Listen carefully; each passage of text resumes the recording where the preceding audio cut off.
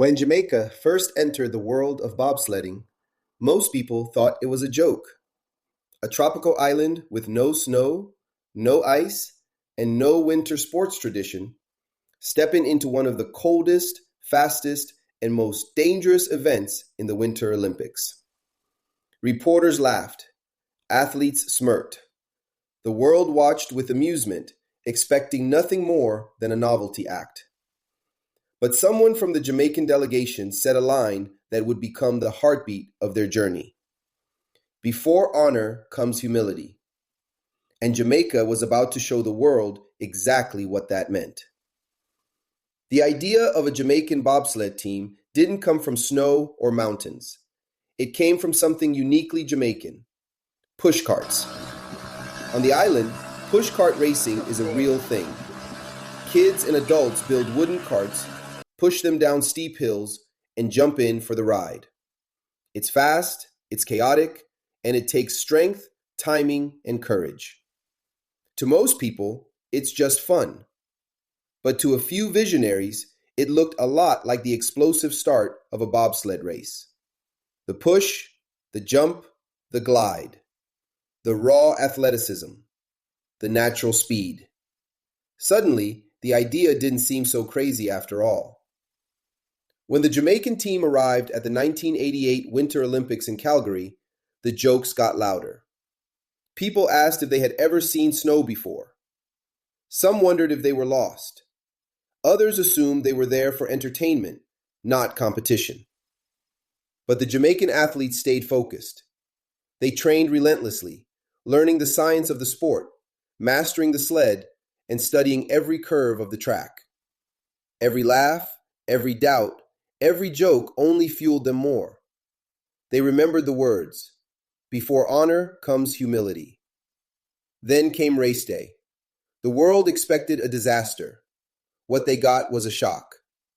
The Jamaican team exploded off the starting line with a push so powerful it stunned the crowd. Years of pushcart racing had built incredible leg strength and perfect timing. Their start times were among the fastest in the field. Suddenly, the laughter faded. People leaned in. Jamaica wasn't just participating, they were competing. Although the team didn't win gold that year, something even more powerful happened. On their final run, after a crash that could have ended their story, the team got up, lifted the sled, and walked it across the finish line. That moment became one of the most iconic images in Olympic history. It wasn't about winning. It was about heart, resilience, and pride. And that moment transformed Jamaica from underdogs into legends.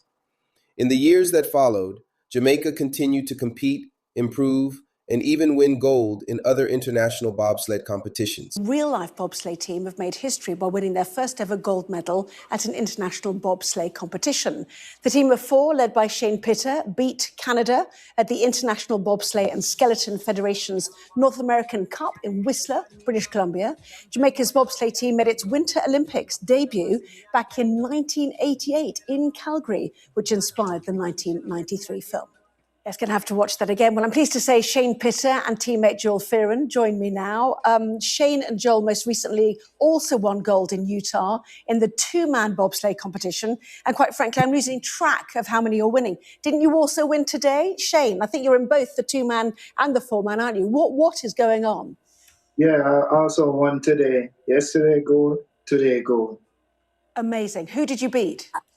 Canada, Korea, Trinidad and Tobago, Brazil, Croatia, Japan, Thailand, and some other country. Yes, and I mean, let's face it, beating Canada in those northerly climes, and yours a little more tropical. I mean, Joel, to ask a daft question, where do you go to get your snow and ice to train on? We travel quite a lot. We spend a lot of time in Lake Placid. We spend a lot of time in North America as a whole. And you know what? The boys are doing fantastically. I think they've climatized really well. You know, they're not as cold as they was a couple of weeks ago. So they're doing a fantastic job. And Shane here is doing a superb job so far driving. The little island in the sun didn't just melt the snow. It melted expectations. It melted doubt.